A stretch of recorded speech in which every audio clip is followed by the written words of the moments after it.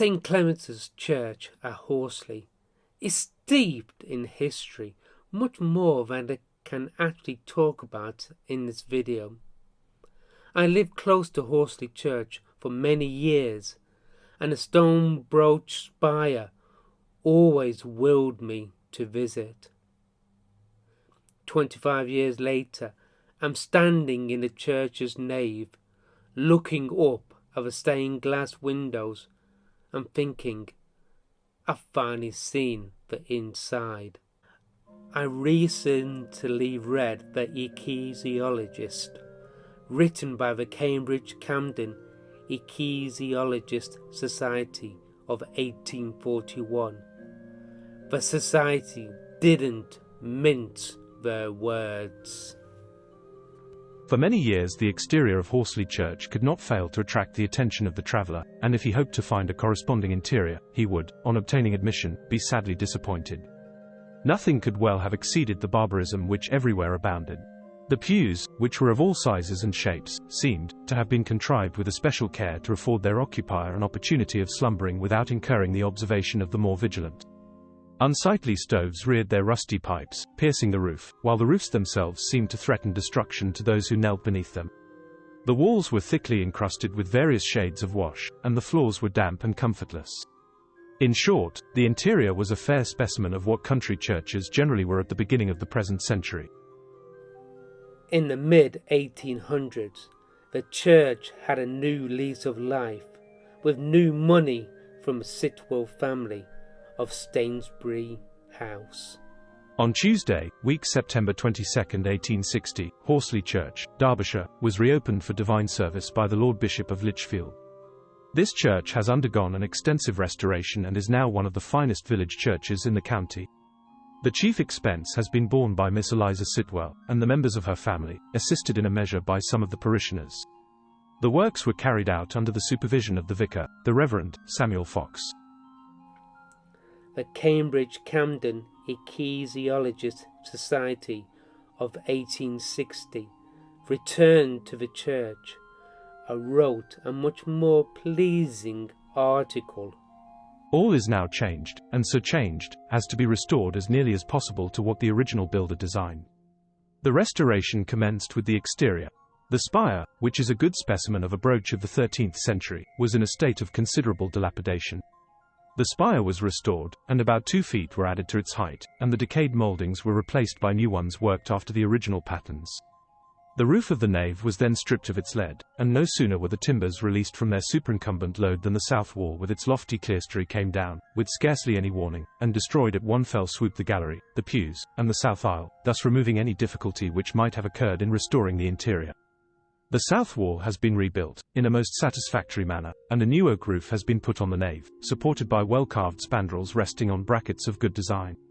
The roof of the chancel is also a new one of oak, and as the height did not admit of spandrel, it is placed upon a crenellated cornice, with good effect. The roofs of the south and north aisles have undergone a thorough repair. They are entirely of oak, and the beams of the former are relieved by bosses at their centre, the same relief being given to the beams in the chancel and nave. The water is conveyed from the roof by curious gargoyles. All the windows, except those in the tower, are square-headed. The clerestory, which is evidently in addition to the original nave, is very good and is now filled with tinted cathedral glass, the gift of Miss Eliza Sitwell.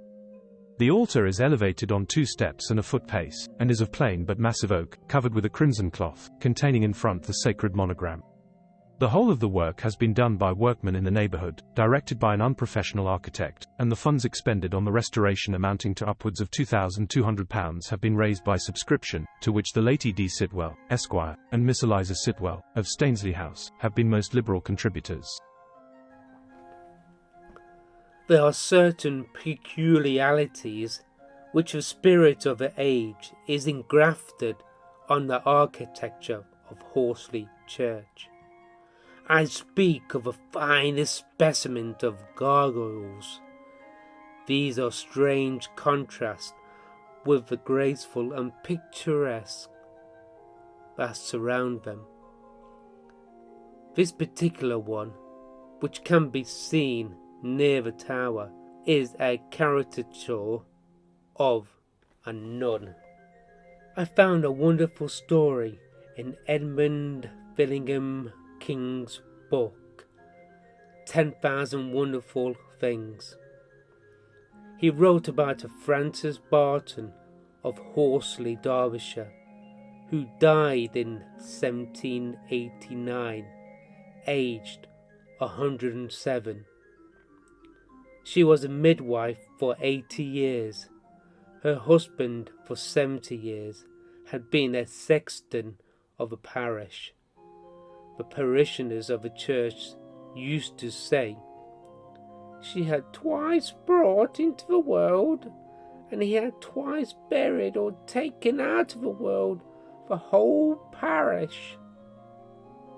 It is said she well remembered the revolution of 1688, and that she danced at a merrymaking on that occasion. On a final note, I did find an interesting epitaph for Reverend W.G. Roberts, Vicar of Horsley, a scholar of but average ability and a preacher of but medium powers. He nevertheless obtained a hearing by speaking the truth, fairly good-tempered on the whole, though a bit irritable at times. He enjoyed a happy family life and was fond of convivial society.